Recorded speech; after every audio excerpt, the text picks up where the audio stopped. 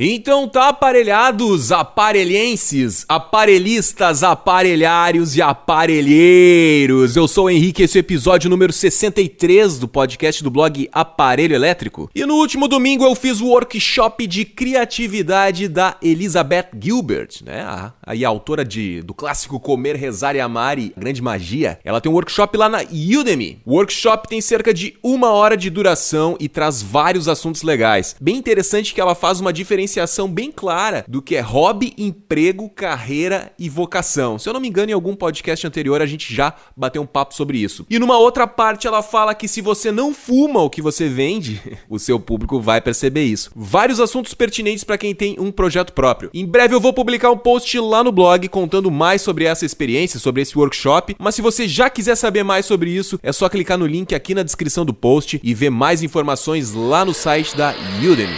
Bora ligar o aparelho.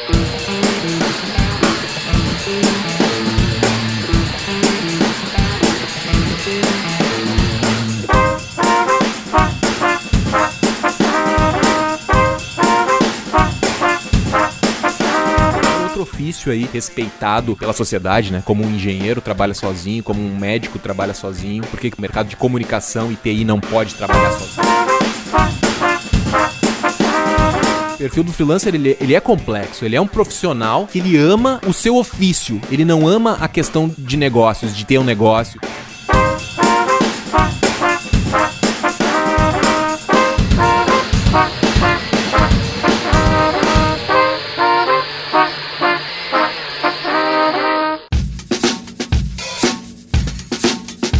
Eu vou comentar os resultados da pesquisa Perfil do Freelancer no Brasil 2018. Pesquisa realizada aí pelo Aparelho Elétrico. Tem vários resultados curiosos. Por exemplo, a galera disse que trabalha mais do que 8 horas por dia e que acredita que mantém uma carga horária de trabalho equilibrada. What? A gente fala mais sobre isso logo após os comentários e recados da direção. Previously on Aparelho Elétrico.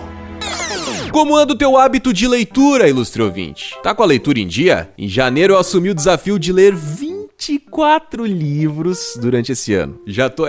2 livros por mês, né? Já tô no livro 17. No início foi foda, né? Eu vou reconhecer, foi foda. Mas depois que eu criei o hábito, foi que é uma beleza. Todo dia, então, agora assim que eu acordo, eu leio por cerca de 1 hora. Aliás, já deixo aqui a dica do livro O Poder do Hábito. Esse livro vai te ensinar a perceber quais são os gatilhos que te levam a executar determinadas ações para obter determinadas recompensas. Com isso, você vai conseguir criar hábitos mais saudáveis aí. Se você tá querendo, assim como eu, ler mais, quem sabe esse livro não te ajuda a começar a ler mais. Já fica a dica aí, O Poder do Hábito. Mais informações sobre o livro no link aqui na descrição do post. Se você não quiser ouvir os comentários e comunicados da direção, é só avançar por volta dos 12 minutos e 48 segundos. Anda ali. Toda terça de manhã eu tô enviando pra galera cadastrada na nossa newsletter os conteúdos mais legais que passaram pelo meu radar na última semana. São links com dicas sobre o que ler, o que ouvir e o que assistir. Tudo pra te inspirar e te ajudar a decolar os teus projetos. Quer receber? Então acessa aí aparelhoelétrico.com e te cadastra na news. Partiu pros comentários. Se você quer que seu comentário apareça aqui no programa, assim que você ouvir esse episódio, já passa lá no aparelhoelétrico.com/podcast, entra no post desse episódio e faz o teu comentário. Se você não quer comentar, passa lá mesmo assim, pega algumas dicas com a galera que tá comentando, interage com o pessoal e dá um up nas participações que você mais curtiu. Assim você ajuda a gente a escolher os comentários do próximo programa. O assunto do podcast anterior foi economia colaborativa e quem ranqueou alto nos comentários foi o Fábio Ferreira. Muito interessante. Antes de ser freelancer, atuei como professor voluntário de música. E admito, eu gostava.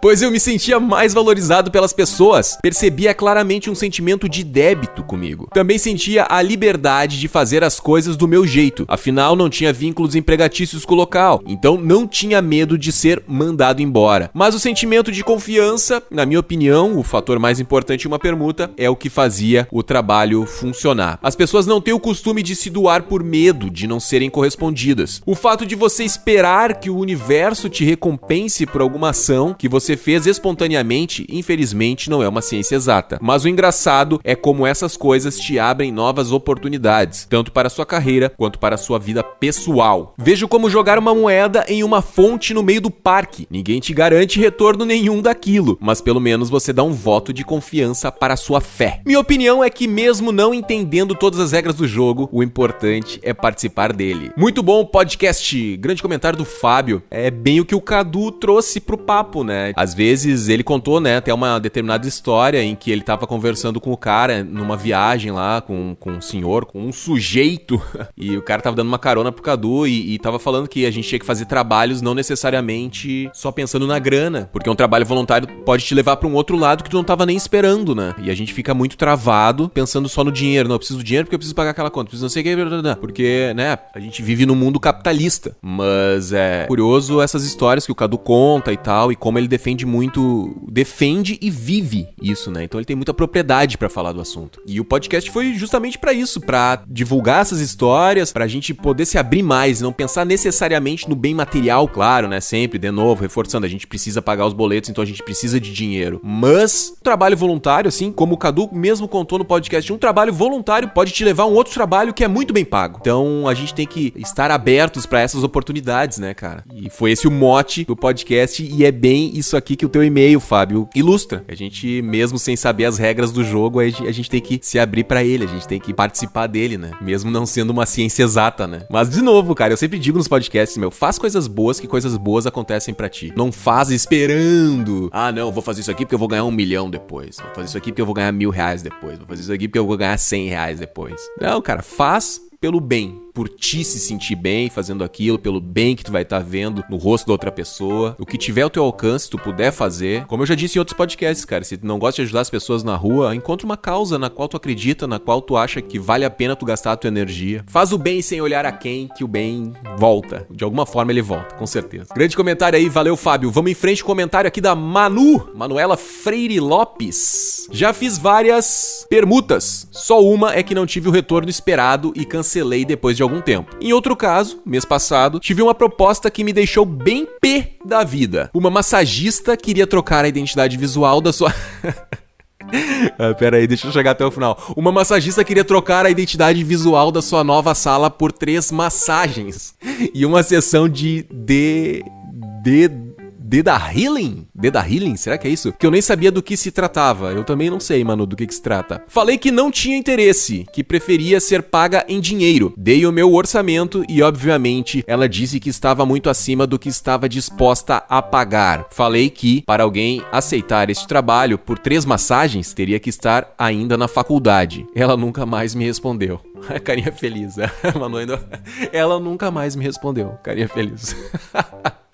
Pois é, aquele negócio que a gente falou também, né? Acho que o Vini falou no podcast, quando vem do cliente, soa meio oportunista, né? Então ela queria dar aqui, em troca da identidade visual, ela queria dar 3 massagens e uma sessão de Deda Healing, que eu não tenho ideia do que é Deda Healing, mas 3 massagens e uma sessão, porra, não sei quanto é que custa uma massagem hoje em dia, né? Mas fazer toda uma identidade visual, porra, é foda, né? É aquele negócio, fica um desequilíbrio, né? Eu acho que tu agiu bem aqui, Manu, tu achou que não te interessava o serviço, deu o teu orçamento e era isso. Faz parte do jogo. Ela, a massagista, que deveria encontrar um outro fornecedor que possa, talvez se interesse por fazer esse serviço com ela, né? Talvez pra mim seria interessante fazer isso, porque eu tenho hérnia de disco, né? Tenho um problema na lombar. 3 massagens talvez me ajudaria a... Porque no inverno, principalmente, ó, o velho falando, no inverno dói pra caralho as minhas costas. Então, ó, de repente, né? Ela tem que encontrar alguém que essas massagens tenham mais valor pra pessoa. Talvez pra ti, Manu, não, né? Não tinha valor. Então, não rolou, não casou de rolar essa troca, a permuta, o escambo. Talvez ela consiga encontrar um designer que veja mais valor nessas massagens e tenha interesse nisso, né? Acho que ela não tá errada também, ela tá... A tentada é livre, né? Como o pessoal diz aí. Mas como o Vini falou também, de certa maneira, quando parte do cliente, quando isso é tão claro assim, olha, vou te dar 3 massagens, né? É o que eu tenho, são 3 massagens, né? Então ela já tá setando algum valor ali, né? Ela já tem um valor na mente dela. Mas, né, quem sabe ela não consiga encontrar um designer que precise dessas massagens e veja como um valor. E outra que isso aqui é a primeira primeira cartada dela na negociação, né? Tem isso. De repente, Manu, tu podia ter dito, olha, por 3 massagens eu não faço, mas eu faço por 9, faço por 6, faço por 12, né? Não significa que aquilo ali é a cartada final e acabou a negociação. Olha, é isso aqui até onde eu posso chegar. Negociação é livre, né, cara? Ah, ela tá querendo dar 3 massagens. Não acho justo 3 massagens, não. Nós vamos fazer 20. Daqui a pouco fecha em 15, né? Negociar, né? Não tem que ter medo de negociar também. Mas vamos em frente. Valeu o comentário aí, Manu. Regis Onaldo. Olha eu aqui outra vez. Desta vez ouvindo o podcast no browser e não no celular. É estranho como as vozes e vinhetas ficam estranhas quando se ouve em velocidade normal.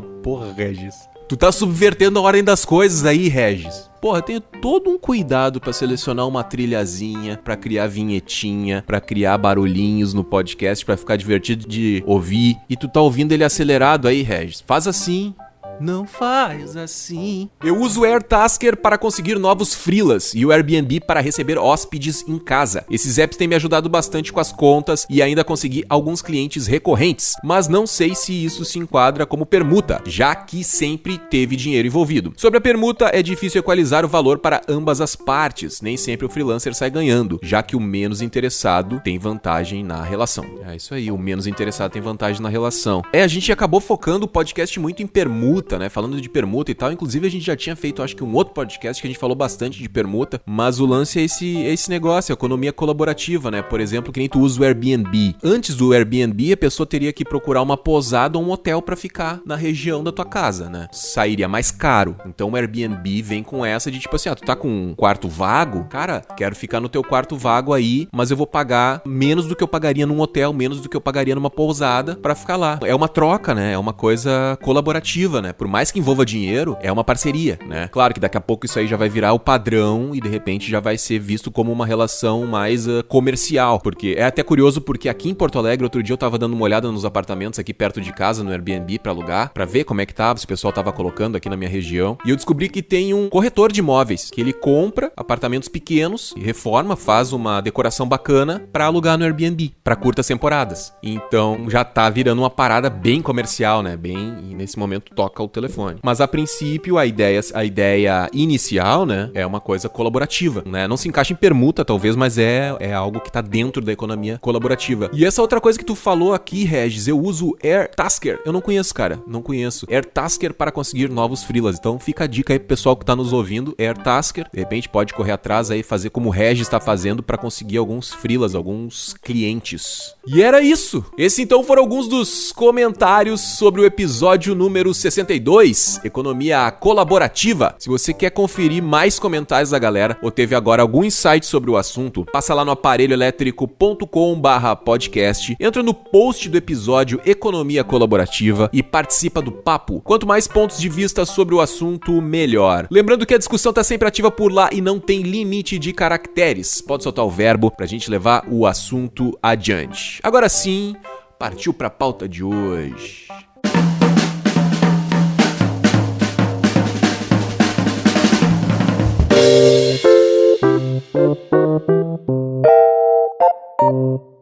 Semana passada saiu o infográfico com os resultados da pesquisa Perfil do Freelancer no Brasil 2018. É o segundo ano consecutivo que o Aparelho Elétrico realiza essa pesquisa. No primeiro ano, também participaram profissionais que trabalhavam como freelancer eventualmente e meio período. Esse ano, a pesquisa focou somente em quem trabalha como freelancer em tempo integral. Os dados foram coletados durante o primeiro semestre de 2018 e 638 freelancers full-time responderam à pesquisa. Hoje eu vou comentar alguns resultados do infográfico no intuito de investigar melhor o perfil do freelancer no Brasil e apontar algumas possíveis causas que geraram alguns dos resultados. Beleza, rapaziada? Para começar, é interessante a gente dizer quais foram as motivações do aparelho para fazer essa pesquisa, né? Primeira motivação é o seguinte, é desmistificar ou comprovar mitos relacionados ao trabalho freelancer. Isso aí é para prevenir a galera galera aí que tá chegando, principalmente os mais novos, os novatos que estão chegando no mercado agora e se deparam com posts em blogs, em landing pages de venda de curso de freelancer e um monte de coisa dizendo que tu vai ficar rico trabalhando como freelancer e vai trabalhar na beira da praia. E nem sempre é assim, né? Não quer dizer que tu não vá ficar rico. Pode ser que tu fique. Se tu é talentoso, se tu te dedicar, tu pode correr atrás e pode conseguir de fato isso. Pode conseguir de fato trabalhar da praia. Mas isso não é a média. Então, desmistificar ou comprovar mitos relacionados ao trabalho freelancer é bem importante. Outra coisa que é importante, que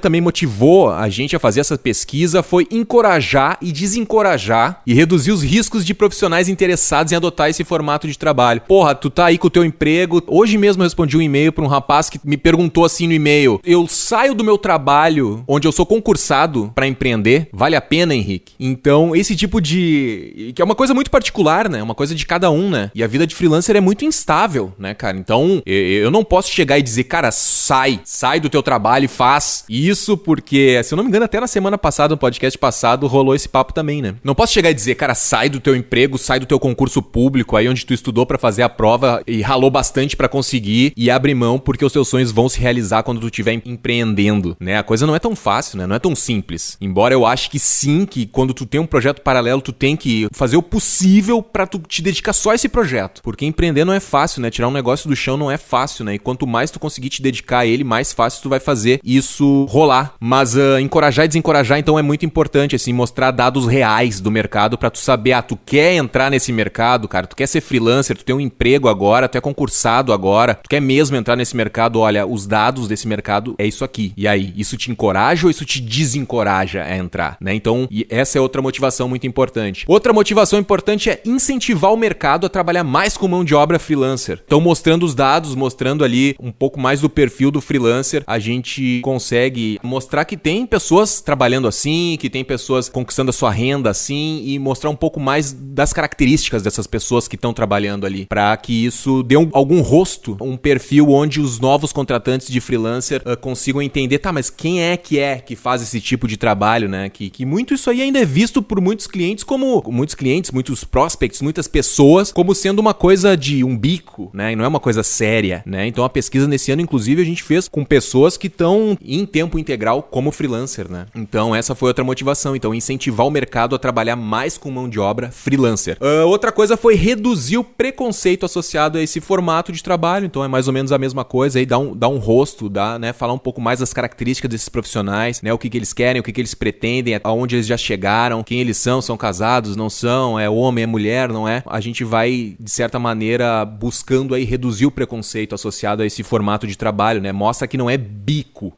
O cara hoje faz um trabalhinho aqui, outro trabalhinho lá. Não, eu sou freelancer full time aqui no meu ofício, eu sou designer, eu sou redator, eu sou programador, eu sou arquiteto, eu sou contador, né? Não, o cara consegue, né, trabalhar em tempo integral, e isso ele quer pra vida dele, como qualquer outro ofício aí respeitado pela sociedade, né? Como um engenheiro trabalha sozinho, como um médico trabalha sozinho. Por que profissionais aí ligados em grande parte ao mercado de comunicação e TI não pode trabalhar sozinho, né? Então, reduzir o preconceito associado a esse formato de trabalho é outra grande motivação para fazer essa pesquisa. Servir como referencial para estudos, publicações e empresas ligadas a esse nicho de trabalho. É isso aí, tal e qual tá escrito, né? Servir como referência, então. Então, ditas as motivações para essa pesquisa, vamos falar um pouco dos resultados, então, né? Uma coisa que é legal dizer de largada é que, assim, a maioria dessas respostas foram leitores do aparelho elétrico. A maioria foi respondida por leitores do aparelho elétrico, né? Então, isso influencia bastante os resultados, né? Quero eu, claro, acreditar que isso aqui é um retrato do perfil do freelancer no Brasil, mas a gente não pode deixar de considerar que muitas respostas foram feitas pelos leitores do aparelho elétrico, né? Pelos leitores do aparelho elétrico, pelos ouvintes do aparelho elétrico. E quem são os leitores do aparelho elétrico? Muita gente é gente iniciante na profissão. Então, isso é muito bom a gente considerar, porque depois nós vamos falar um pouco de faixa de renda, nós vamos falar um pouco de experiência, de tempo de freelancer. Então tem que ter isso na cabeça. Isso pode ter influenciado muitos dados, né? Então a gente pode pensar que muitos dos formulários que foram respondidos, muitos dados que foram coletados, foram gerados por pessoas iniciantes no formato de trabalho freelancer. Outra coisa que eu acho legal comentar, se a gente só traçar pelo topo, né, pelas respostas que ganharam um maior número, então o freelancer brasileiro é homem, tem entre 25 e 34 anos, é casado, mora com a esposa e não tem filhos. Mora na cidade de São Paulo, trabalha em casa e não paga aluguel. tem um pet, possui carro próprio,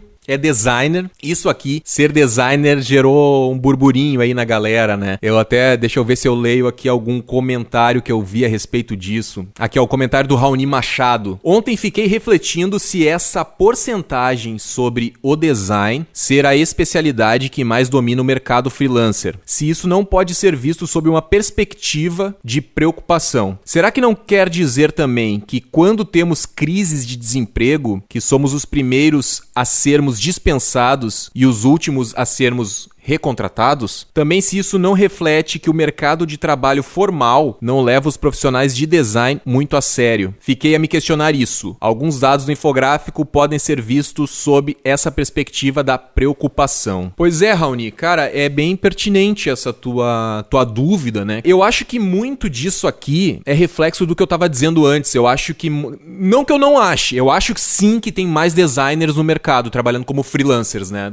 Se a gente pegar freelancers como sendo pessoas exclusivamente do mercado de comunicação e TI, né? Que é onde mais se aplica essa etiqueta. O profissional independente do mercado de comunicação e TI é o freelancer, né? Lembrando aqui que a gente não dá pra colocar um advogado, um eletricista, um motorista de Uber, né? Esses caras, eles não estão sob o guarda-chuva de freelancer, ou pelo menos não o que o mercado de fato reconhece como freelancer, né? Eu sempre parto, quando eu tô falando aqui de freelancer no aparelho elétrico, eu parto do princípio que eu tô falando pra pessoas de comunicação e TI, né? E aí estica um pouquinho aí, fala para um arquiteto, vez ou outra aparece um contador, mas a grosso modo o freelancer é esse cara que trabalha de forma independente no mercado de comunicação e TI. E isso surgiu nesse mercado, né? Começar a chamar esse profissional independente de freelancer surgiu nesse mercado, né? Vamos levar por esse lado. E eu acho sim, cara, que tem mais designers trabalhando de freelancer, mais do que qualquer outra especialidade. Eu tenho essa impressão, mas também pode ser algo errado, né? Pode ser da minha perspectiva, porque já que eu tô dentro desse mercado, eu acabo entrando em contato mais com esse tipo de profissional, né? Enfim, pode ser que eu esteja errado, mas uma coisa que contribui, cara, pra ter essa discrepância e ter profissionais ligados a design é porque o podcast do aparelho elétrico traz muitos designers. Tanto que as pessoas confundem o aparelho elétrico e marcam o aparelho elétrico como sendo um blog de design. O que não é. É um blog que visa incentivar o empreendedorismo, incentivar as pessoas a tirarem seu projeto do papel e ajudar as pessoas a trabalharem de forma independente, a se organizar, a serem mais produtivas. A gente nunca se declarou como um blog de design, mas na mesa do podcast do aparelho elétrico sempre tem muitos designers. Então as pessoas escutam designers falando, opa, isso aqui é um blog de design, tem muitos designers falando. Só que na verdade o assunto nunca é grid, nunca é proporção áurea, nunca é essas coisas relacionadas de fato ao mundo do design. A gente sempre traz designers, mas para falar de produtividade, para falar de negócios, para falar de relacionamento com o cliente, para falar de networking. Nunca são assuntos focados em design. Os designers vieram ouvir o aparelho por causa desses designers na mesa e, consequentemente, quando a gente lança a pesquisa, muitos designers respondem à pesquisa. Então, isso causa essa discrepância em relação a outras especialidades. Tanto que quando eu vi que muita gente estava confundindo o aparelho elétrico com um blog de design, eu comecei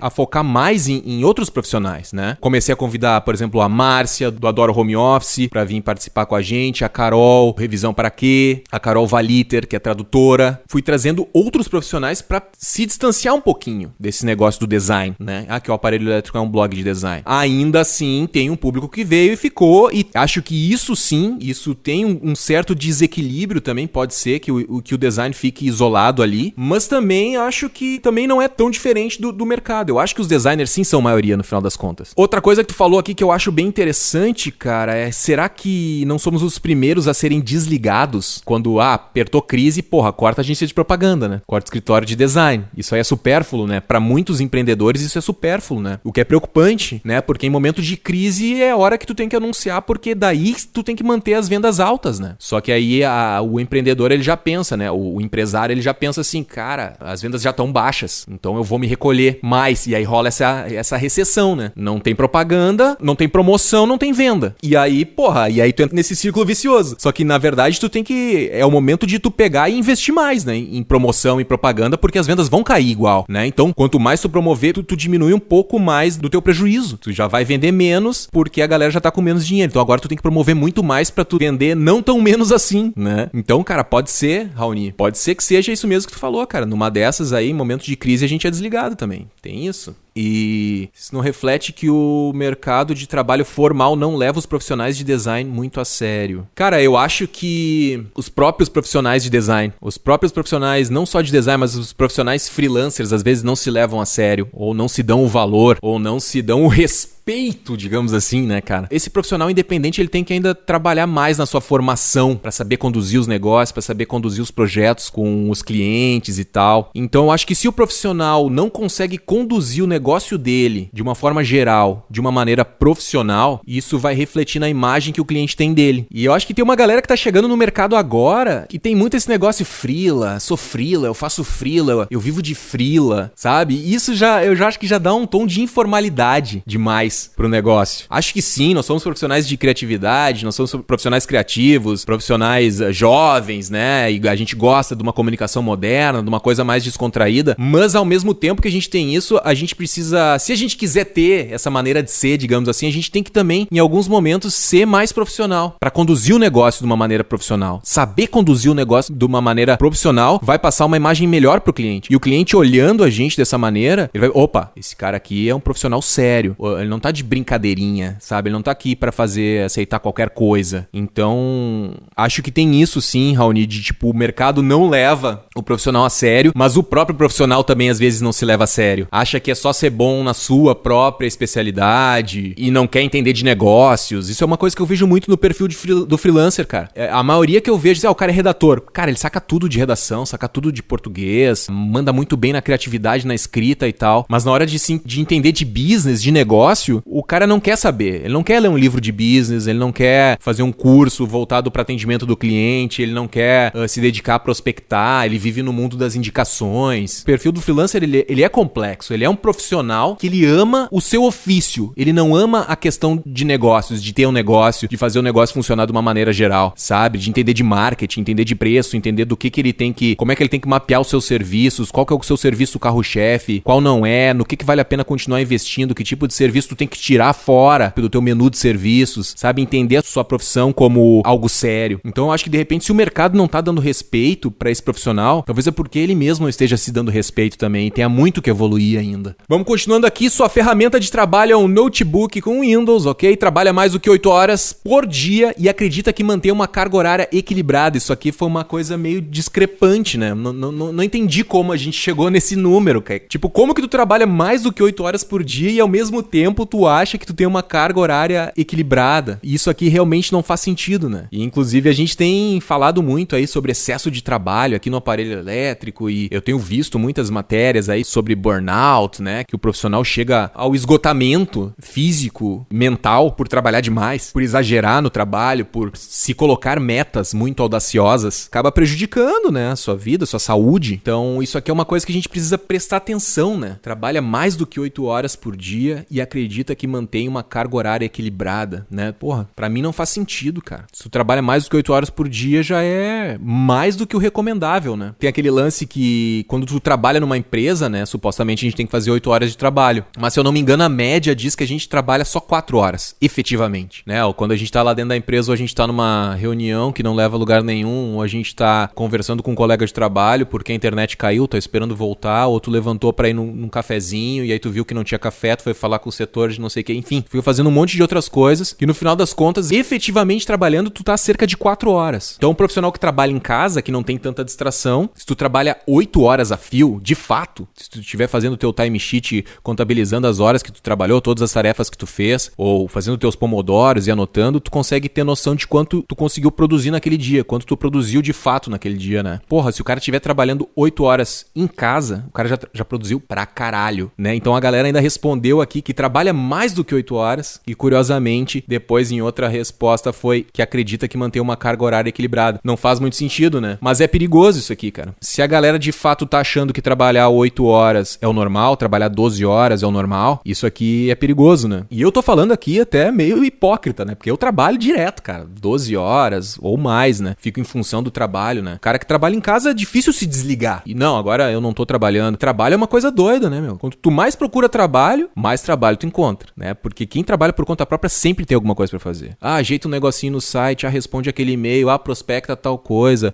tem que corrigir não sei o que lá daquele outro trabalho, tem aquele outro que eu também já podia adiantar, vou pesquisar já umas imagens. Cara, quem trabalha sozinho, se tu não te colocar um freio, tu vai continuar sempre trabalhando, e uma hora a saúde cobra isso, né? E se tu tá sempre forçando o trabalho, a tua imunidade baixa. Então, pegou só um friozinho ali, não sei o que, já fica resfriado, cai de cama, te derruba. E aí a gente já entra naquele outro negócio de que freelancer não se preocupa com a aposentadoria e não tem plano de saúde, né? Se eu não me engano, a maioria colocou aqui que não tem plano de saúde e não se prepara pra aposentadoria. Ó, tem plano de aposentadoria? 68,3% não tem. Paga plano de saúde? 68% não.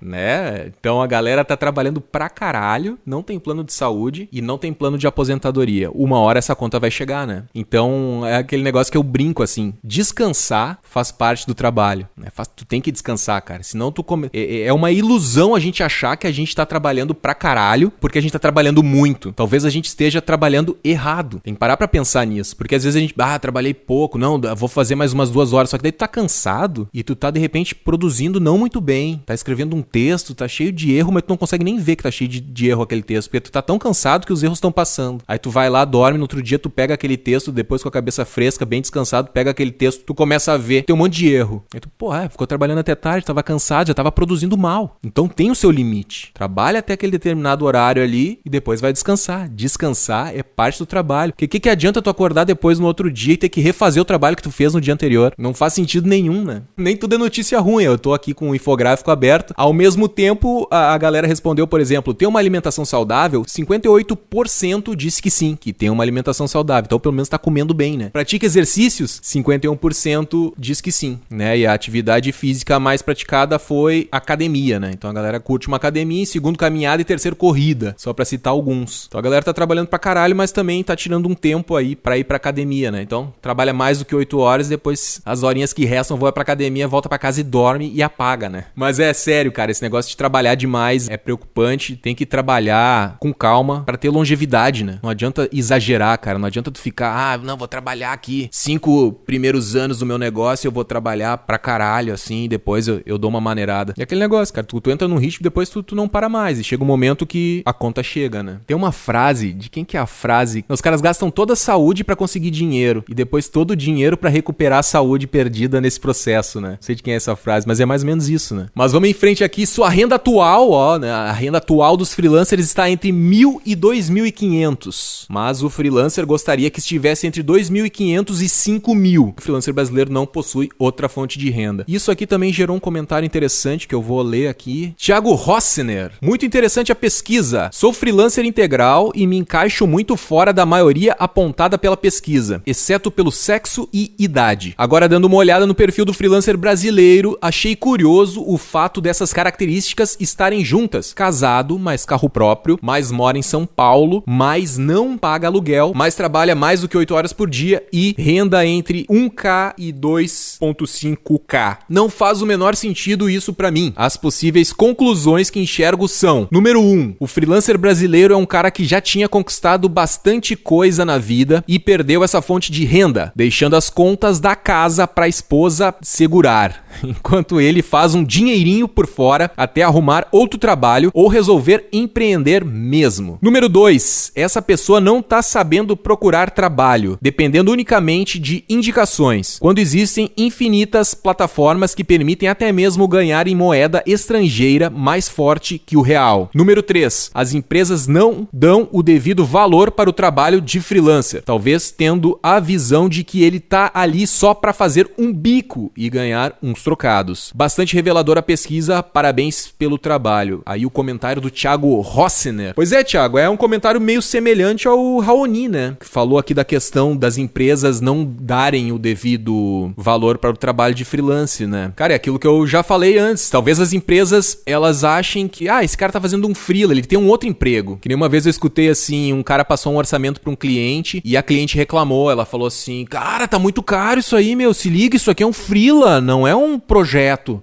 Como assim? Inclusive tem um amigo meu que diz que ele não faz freelancer, não faz serviço de freelancer, ele faz projetos pra mudar um pouco a mentalidade, a percepção do cliente em relação àquilo, né? Então ele faz projetos, ele não faz jobs, faz projetos. Ele não entrega sites, ele faz projetos. Talvez precise um pouco o profissional independente se posicionar mais como um profissional sério, e eu acho que essas pesquisas, a gente falar sobre o assunto, a gente gerar mais conteúdo, faz com que as pessoas percebam esse profissional como um profissional sério e não algo de brincadeira, que é uma renda extra, né? Que talvez isso aconteça mesmo, talvez as empresas ainda estejam com essa mentalidade, que um freela é um projeto que alguém faz como um complemento de renda e não como a sua principal renda. É importante deixar claro, né? De repente, será que os seus clientes sabem, quem tá ouvindo a gente, os seus clientes sabem que você trabalha em tempo integral como freelancer? No momento que ele souber que tu trabalha em tempo integral como freelancer, ele já vai ver, opa, isso aqui não é renda extra, esse aqui é o trabalho efetivo do cara, esse é um cara sério. Se o cliente tá querendo um cara pra quebrar um galho, tu não seja o cara mais indicado pra fazer esse trabalho. Também, pra eu não ficar me repetindo aqui, eu acho que muito é questão da postura do profissional. Como ele se apresenta pro mercado, como ele se apresenta pros clientes, como ele conduz as coisas com o cliente, sabe? Ele tem site, ele tem redes sociais, isso tá bonito, tá bem apresentado, tá investindo em marketing pra tu ser bem percebido. Também não adianta tu ficar gritando, eu preciso ser bem percebido, eu quero ser bem percebido, os clientes não me percebem, bibibi. Cara, mas o que tu tá fazendo pra que os clientes te percebam de fato como tu quer ser percebido? Tá cuidando do teu site? Tá cuidando das tuas redes sociais? Tá cuidando do teu blog? Tem um cartão de visita bacana? Quando tu faz uma reunião com o cliente, tu sabe qual que é o primeiro passo, o segundo passo, o terceiro passo? Tu vai lá, pega o cliente pela mão, escuta o que ele precisa fazer, volta pro teu home office, faz uma proposta bonitinha, manda pra ele. Antes de fazer a proposta, pode mandar um e-mail, olha, do que eu entendi da nossa reunião, é isso que tu precisa, só confirma pra mim que eu vou formalizar numa proposta. Tudo isso vai fazendo o cliente pensar alguma coisa de ti. Se tu conduzir todo o trabalho de captação do job, desde a tua apresentação pro mercado, depois captação do job, depois condução do projeto, depois entrega do projeto, pra fazer um pós-venda também. Se tu começar a cuidar disso, o mercado vai começar a te ver como um profissional melhor, né? Só que agora, se tu faz todo o projeto nas coxas, fica falando com o cliente sem formalizar as coisas, levando meio que na flauta, como se fosse um amigo, não sei o que. Cara, tu pode ter uma comunicação amigável e tal, não tem problema nenhum, mas tem que formalizar as coisas, tem que saber conduzir. Isso tudo vai impactar na maneira como o mercado te percebe, né? Mas aqui o Thiago também tinha falado outras coisas interessantes. Deixa eu ver, o freelancer brasileiro é um cara que já tinha conquistado bastante coisa na vida e perdeu essa fonte de renda. A renda básica tá entre 1.000 e 2.500, né? Pois é. Cara, isso me chamou atenção também. Só que, cara, o Brasil é muito grande e o Brasil é um país pobre, em sua maioria, né? A gente, às vezes, como classe média, a gente tem uma ideia de que é todo mundo igual e tal. Só que, cara, tu ganhar entre R$1.000 e R$2.500, tu já tá perto da média, cara. Quer dizer, na verdade, tu tá dentro da média. Eu peguei essa média aqui, ó. A renda média do trabalhador brasileiro é R$2.100. Renda média do trabalhador brasileiro é R$2.100. Segundo o IBGE, um dado de 2018, desse ano. Então, a renda média é 2.100. Então, se o cara recebe entre 1.000, o freelancer recebe entre 1.000 e 2.500, ele tá dentro da média, né? Então, a coisa não tá tão errada assim. A gente se surpreende porque a gente, né, sonha alto, quer ganhar bem, quer ter todo o luxo possível. Mas, cara, se parar pra pensar aí na média do brasileiro, o que o trabalhador brasileiro ganha aí, que é, de novo, R$2.100 em média, tá dentro da média. Só que, de novo, quem respondeu a maioria dessas respostas foram os leitores do aparelho elétrico. E o aparelho elétrico tem muito conteúdo do tipo how to, né, que a gente diz, é como fazer isso, como captar cliente, como fazer networking, como não sei o quê. Esse tipo de conteúdo atrai iniciantes. Então, isso pode estar influenciando a pesquisa. Posso dizer de novo, talvez não seja o retrato mais fiel do freelancer brasileiro à nossa pesquisa. Ou talvez seja. Ou seja, tudo e nada é nada, né, cara? Ah, Henrique, tá muito baixa essa renda aí. Isso aí não é verdade. A galera ganha mais. Não sei. Porra, se a renda do brasileiro médio aí que trabalha tá em 2.100, um freelancer que tá há um ano trabalhando, que é a maioria tá há um ano trabalhando, vamos pegar o dado certinho aqui. Tempo em atividade, 32,9 é a maioria. tá há menos de um ano sendo freelancer. Então os caras estão há menos de um ano e já estão ganhando essa grana aí, até que não tá tão ruim. Já tá dentro da média do faturamento do brasileiro, né? Do cara que tem emprego. Então não tá tão ruim. Só que a gente, com a nossa visão de classe média, né? A gente acha pouco. Levando em consideração aí, Brasil, um país que tem uma profunda desigualdade, né? Não tá tão errado, né? Em resumo é isso. Não tá tão errado essa média aí, cara. Mas claro, vamos trabalhar pra melhorar, né? Pra que a galera fature mais, vamos gerar mais conteúdo, vamos gerar mais conversa, vamos desenvolver o senso crítico, vamos se informar, vamos se qualificar pra conseguir aumentar essa média aí, porque a galera hoje fatura entre R$1.000 e R$2.500, mas a fonte, ó, desejada deles aqui, a renda, a faixa desejada é entre R$2.500 e R$5.000 por mês, né? Vamos trabalhar pra fazer isso acontecer. O que era o outro ponto aqui que o Thiago colocou? Essa pessoa não tá sabendo procurar trabalho, dependendo unicamente de indicações. Cara, é isso aí, Thiago. Eu acho também que a galera fica muito esperando bola no pé, né? As indicações. Inclusive, a pesquisa aponta isso, né? Captação de clientes. 48,4%, que é a maioria, fica esperando indicações. E é aquilo que eu sempre digo aqui, cara. Se tu ficar esperando indicação, tu tá trabalhando com quem te escolhe e tu não tá escolhendo quem tu quer. A menos que tu tenha uma estratégia bem definida ali pra só receber indicação de trabalho que tu quer. Mas, eu conhecendo o mercado aí, como eu tenho visto aí, conversado com o pessoal, acho que não é bem assim, não. Acho que a galera fica dando graças a Deus que tem cliente. É um desespero pra ter cliente. E claro, é normal. Tem que pagar as contas, os boletos vão chegando. Mas ficar esperando indicação, eu acho que não é a melhor maneira. Claro que, quando chega por indicação, já vem com uma recomendação de um cliente antigo, de uma pessoa próxima a ti. Esse trabalho já vem com uma cara mais certa de que ele vai fechar. Mas ao mesmo tempo pode ser de um cliente que tu não tem interesse. Eu quero trabalhar só com um cliente jovem porque eu sou ilustrador, né? Um exemplo hipotético. Eu sou ilustrador, tenho uma pegada mais jovem, eu quero trabalhar só com cliente jovem. E aí a indústria fico recebendo, porque meu pai trabalha na indústria e conhece muita gente da indústria agrícola, e aí só vem cliente assim. E porra, cara, mas aí tu não vai conseguir te desenvolver porque a tua pegada não vai casar com esse mercado. Aí não adianta, tu não vai conquistar a carreira que tu quer, né? Então tem que assumir as rédeas, aquele negócio de novo, é trabalhar o marketing, trabalhar branding, trabalhar a tua comunicação pra tu ser bem percebido pelas pessoas que tu quer atingir, pra que essas pessoas que tu quer atingir te procurem, pra fazer os trabalhos que tu deseja, né? E ficar esperando por indicação, Thiago, eu também acho, cara, acho que não é. Com certeza receber indicação é legal, mas tem que receber as indicações certas, não qualquer indicação. Volto de novo naquele ponto, o freelancer ele tem que assumir as rédeas, ele tem que diminuir um pouquinho o gostinho dele pelo seu ofício, ser um pouquinho menos apaixonado por ilustração, qual que seja seu ofício, se tu é ilustrador, se tu é programador, se tu é redator, se tu é, sei lá, arquiteto, designer. Diminui um pouquinho só a tua paixão sobre isso, orienta ela um pouquinho mais pro lado dos negócios. Tira um pouquinho dessa paixão pelo teu ofício e coloca um pouquinho de paixão por negócios, por captar cliente, por se organizar, por entender de negócios como um todo, entender de marketing, né? Pegar um livro de marketing e ler, pegar um livro de negócios, aprender com a trajetória de outras pessoas, com os erros de outras pessoas. Isso vai dar uma noção muito grande de business e vai agregar na tua carreira. Tu vai começar a tomar as rédeas do teu negócio. Vai conseguir direcionar melhor para que venham as indicações que tu espera e que tu atinja as pessoas que tu espera. Vem trabalhos mais qualificados, vem trabalhos mais bem pagos. É rápido, é fácil? Não é. Não vou dizer que é. Demora tempo. Mas é isso. Eu acho que tem que se desvencilhar um pouquinho da sua paixão e se apaixonar um pouquinho por negócios, que vai fazer bem,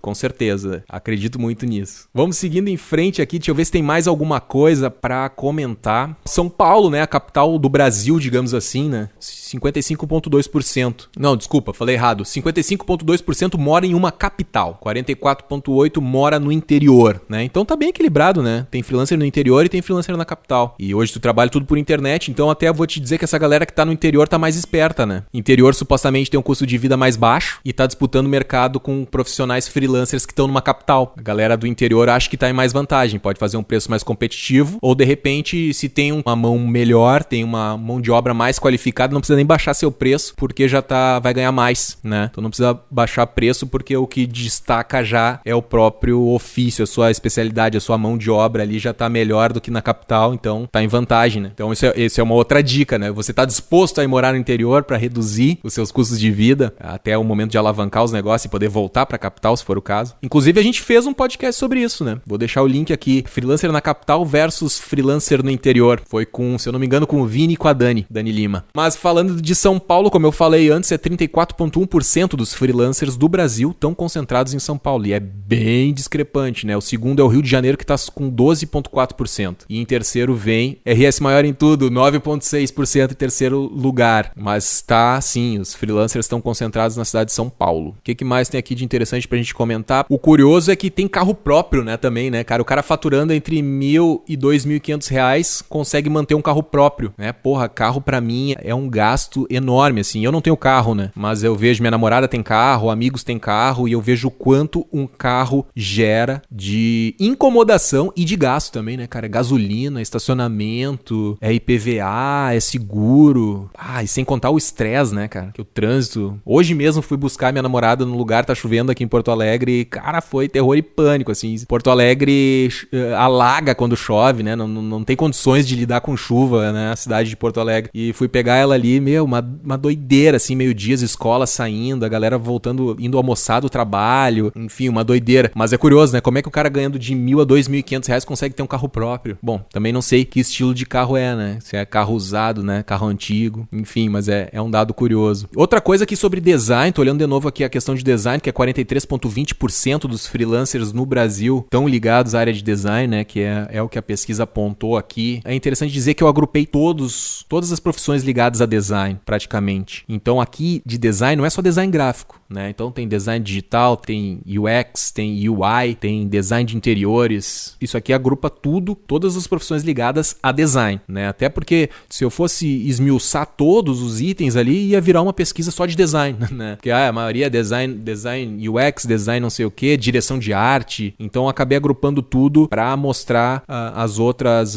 especialidades também. Então tem ilustração 7,6%, marketing 7,4%, programação 7,1%, redação 5,1%, tradução 5,1%, mídias sociais 3,3% e aí vai. O que mais aqui? Exerce atividade de freelancer em casa, 90,9% em casa, o que eu acho muito esperto, né? Melhor do que pagar um escritório próprio, né? Ainda mais se a maioria aqui da galera tá com 1 ano de atividade só no formato freelancer, melhor é ficar em casa, não tem gasto, né? Cortar custos nesse momento, né? Tá botando um negócio de pé, o ideal é não ter gastos desnecessários, né? Então ficar trabalhando em casa, né? Não faz o mesmo erro que eu cometia. Quando a gente criou a empresa, claro, era uma empresa, né? Era eu e mais 2 amigos, a gente trabalhou na minha casa, no meu JK, cara. Então era engraçado porque tinha a minha cama e do lado tinha o computador da galera, assim, era bizarro. A gente trabalhou só 6 meses ali. Como era uma empresa, os caras vinham trabalhar todo dia, eu sentia a necessidade de ter não, temos que mover isso aqui pra outro lugar. Isso quando tu trabalha com mais pessoas, né? Era muito, muito complicado, assim, e ficava muito misturado, né? Mas quando é só tu, tipo agora, hoje eu trabalho em casa, né? Então quando é só tu, cara, beleza, trabalha em casa, não tem problema, né? Tem que cortar custos, né? Eu vejo muito freelancer fazendo isso. Ah, cara, eu não consigo trabalhar em casa, não consigo ser produtivo, eu me distraio, tem o meu violão, tem a internet, tem não sei o que, o meu cachorro, tudo me distrai, né? Então eu tenho que ter um escritório próprio. Cara, pensa bem, sabe? Ah, tem a minha família, não sei o que. Não,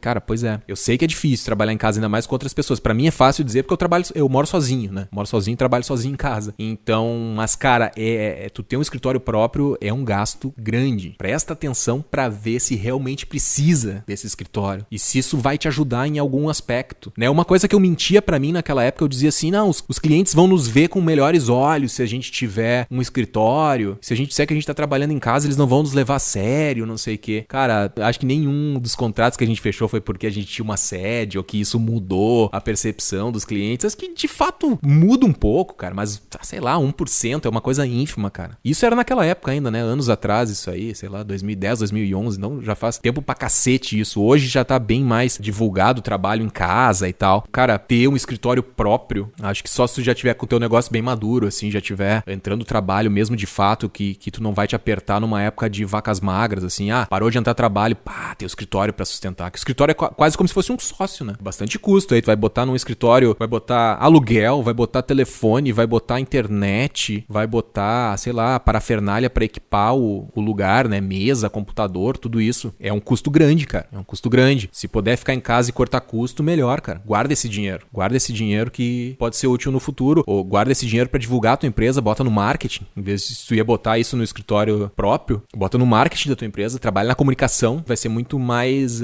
valioso, mais sábio utilizar essa verba dessa maneira, né? Vamos em frente aqui, tá? Tem o negócio do tempo dedicado, né? Que a gente já falou bastante, eu já falei bastante aqui, mais de 8 horas por dia. 38,4% dos freelancers trabalham mais do que 8 horas por dia. E o curioso é que eles acham que eles têm, né, um tempo equilibrado, né? Possui outra fonte de renda, 74,4% não, 25,6% sim, tem outra fonte de renda. Então já tem uma galera que tá mais antenada. Isso aqui é legal, cara, porque, ó, fontes de renda alternativas, né, dessa galera, desses 25,6% que responderam que sim, que tem outra renda alternativa, aqui a maioria das rendas alternativas são as seguintes, ó, aulas, 25% dessa galera dá aula. Isso é bem curioso, é legal, né, porque daí tu tem uma renda alternativa, enquanto o teu trabalho, o teu projeto, a tua carreira de freelancer não deslancha, tu tem pelo menos algo pra te dar uma sustentada, né, e a maioria então dá aula, né, aulas particulares ou aula em universidade de noite, aula em escola, enfim, 25%, que é bem curioso, porque esse ano eu li 2 livros, eu li um do Akio Morita, que é o fundador da Sony, tô com ele aqui na mão, Made in Japan é o nome do livro, e o Akio Morita também, no início da Sony, ele também dava aula numa universidade local, pra ajudar nas despesas, quando ele tava com a empresa começando. Aí logo depois a empresa começou a precisar mais da atenção dele, e ele teve que parar de dar aula. Outro cara que também dava aula é o Phil Knight, que é o fundador da Nike. Quando ele tava no início da Nike, importando os tênis do Japão, ele dava aula também para que todo o dinheiro que a empresa gerasse, ele pudesse reinvestir na empresa, comprar mais tênis do Japão para poder revender nos Estados Unidos, né? Então, aulas, 25% aqui da galera que tem fonte de renda alternativa da aula. É curioso. Então, de repente, você aí que tá pensando em começar um negócio de freelancer, saiba que dar aula é uma boa alternativa. Pelo visto, é uma boa fonte de renda alternativa. Pelo visto, é fácil conciliar com a atividade de freelancer, né? O que outras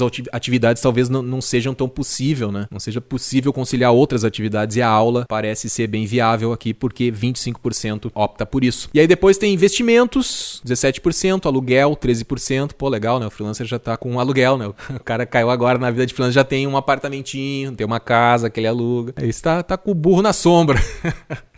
Produtos próprios, 13%, daí ó, já começa a entrar os infoprodutos com 7%, revenda de produtos, né? Revenda de produtos aí pode ser um Avon, Natura, né? Pode ser também e-commerce, 5%, palestras 4%, consultoria 4% e outros 5%. E aí vai embora. Se faltasse dinheiro, recorreria a 36,1% resgate de poupança. Uma coisa legal aqui, ó, motivação para ser freelancer. Flexibilidade de horários, 24,3% ainda é a principal motivação para ser freelancer, né? Aí eu fico pensando assim, se as empresas começarem a flexibilizar mais, será que essa galera vai deixar de ser freelancer? Né? Ah, não, eu só sou freelancer porque daí eu tenho a flexibilidade de horários. Será que se as empresas começarem a ser menos duras e serem mais focadas em resultados e em menos cumprimento de horário? Não, tu tem que estar aqui. Pô, às vezes o cara tá lá dentro da empresa só que não tá fazendo nada, não tem pauta, não passaram a pauta ainda e o cara tem que estar lá, porque tem que estar batendo cartão. Não faz muito sentido, né? Aí será que essa galera deixaria de ser freelancer no momento que as empresas passarem a ter mais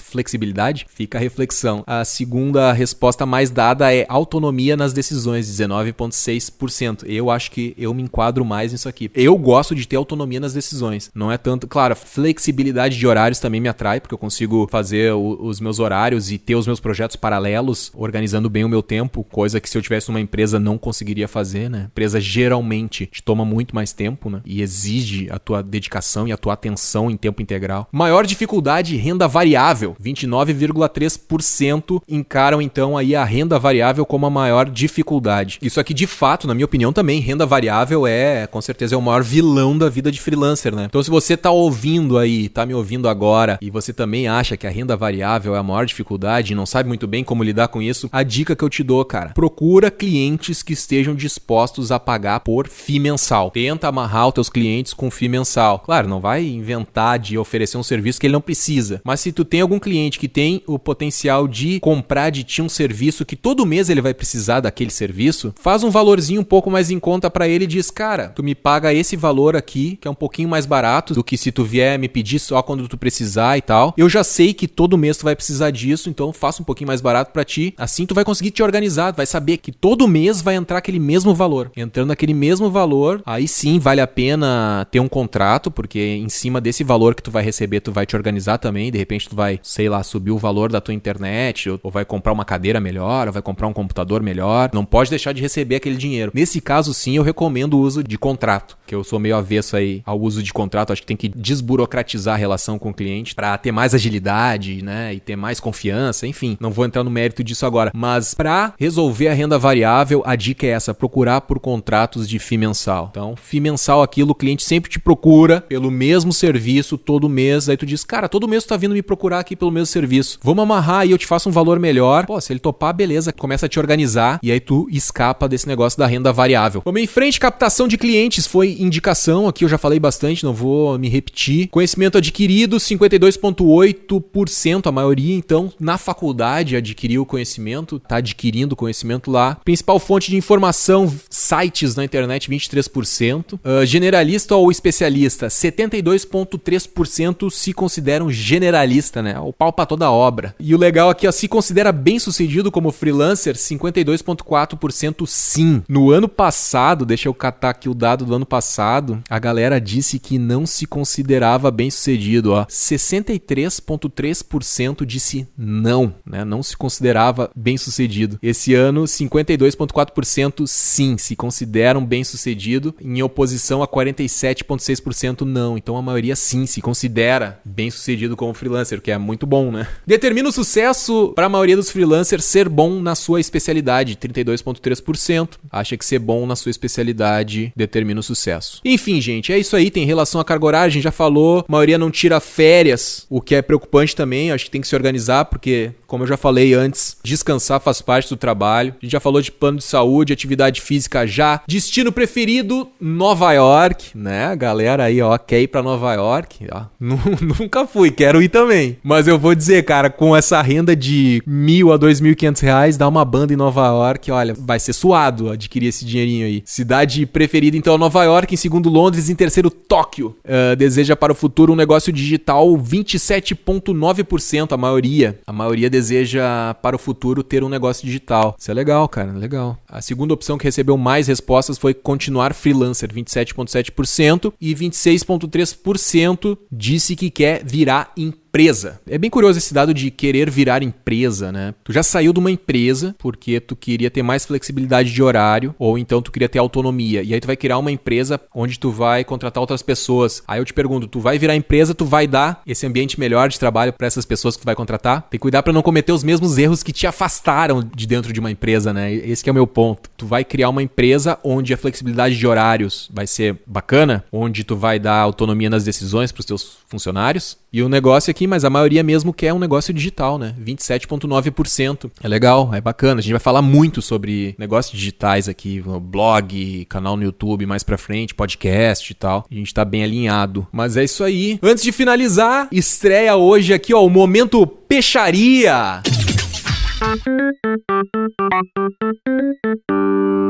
A gente cede espaço para os apoiadores oficiais do aparelho elétrico venderem o seu próprio peixe. Hoje aqui com o recado do contador Paulo Ramos. Olha aí, ó, contador. O Henrique falando que é freelancer da área de TI, comunicação, e agora vai ler o recado de um contador, né? Não faz sentido nenhum isso aí, Henrique. Sou Paulo Ramos, contador, escrevendo do Amapá, extremo norte. Meu negócio ainda é embrionário. Divido meu tempo entre escritório e home office. E o aparelho vem me ajudando a logo virar home office full time. Faço uma contabilidade dinâmica com assessoria focada na gestão dos resultados, no patrimônio e vários outros controles paralelos. Tenho uma carteira de clientes de pequeno porte. Os ajudo a cuidar de seus negócios, afastando a imagem de contabilidade como mal necessário e a apresentando como um GPS nesta estrada chamada mercado. Quem quiser trocar uma ideia, é só mandar um e-mail para paulocorrearamos@gmail.com. Então o contato aí do contador Paulo Ramos, paulocorrearamos@gmail.com. Pô, isso vem bem a calhar, né? Porque freelancers volta e meia tem problema com nota, como é que eu faço, onde eu registro, não sei o quê. Então vai lá, galera, ó, fala com o Paulo, ó, paulocorrearamos@gmail.com. Quer vender o teu peixe aqui no aparelho elétrico também? Então seja da liga, contribuindo com R$5 por mês ou mais, você já tem acesso ao nosso grupo secreto no Facebook. Para saber mais, é só acessar aparelhoelétrico.com/seja da liga.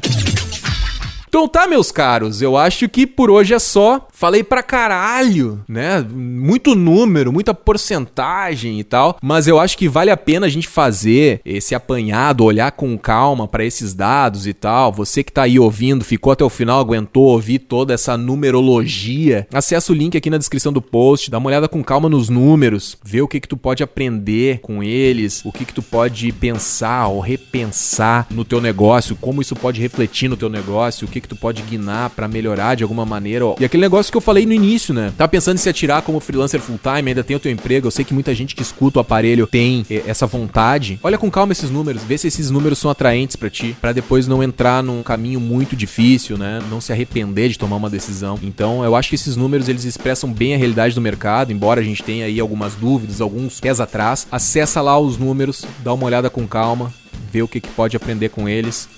E era isso. E esse então foi o episódio número 63 do podcast do blog Aparelho Elétrico. E esse papo continua lá nos comentários do blog. O que você achou desses números? Conta pra gente nos comentários do blog e vamos levar o assunto adiante. E se você gostou desse episódio, compartilhe o post nas suas redes sociais. Isso ajuda o Aparelho Elétrico a continuar publicando conteúdo relevante e gratuito pra todo mundo que precisa de uma força aí pra avançar nos seus projetos. Lembrando que depois da música de encerramento tem as comicidades e fatos curiosos que foram limados da edição final desse episódio. Então, fica aí. Fale com a gente também nas redes, no Facebook, Instagram e SoundCloud é Aparelho Elétrico. E no Twitter é @ligaoaparelho. E faça parte do nosso grupo fechado no Facebook. Saiba mais em aparelhoelétrico.com/seja da liga. Todos os links citados neste episódio, como de costume, estão na descrição do post lá no blog do Aparelho Elétrico. Feito? Então era isso, um abraço e até mais.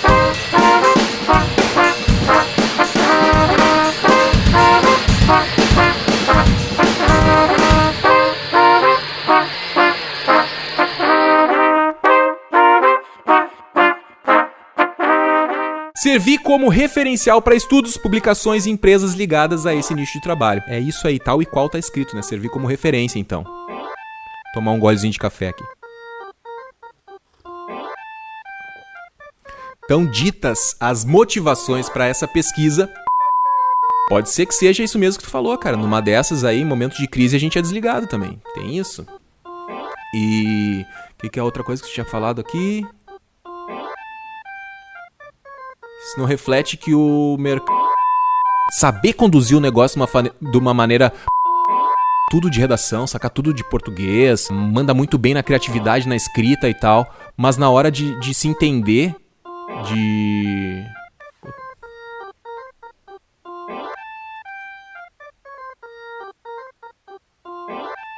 Mas na hora de se matérias aí sobre burnout, né, que o profissional chega a capa da gaita, né, chega ao esgotamento. Se o cliente tá querendo um cara pra quebrar um galho, né, um macaco gordo pra quebrar um galho, se desvencilhar um pouquinho da sua paixão e se apaixonar um pouquinho por negócios. Contador escrevendo do Amapá, extremo norte. Pô, saudades do Amapá, cara. Nunca tive lá, paca. Nunca tive lá, paca. Nunca tive lá, paca. Nunca tive lá, paca.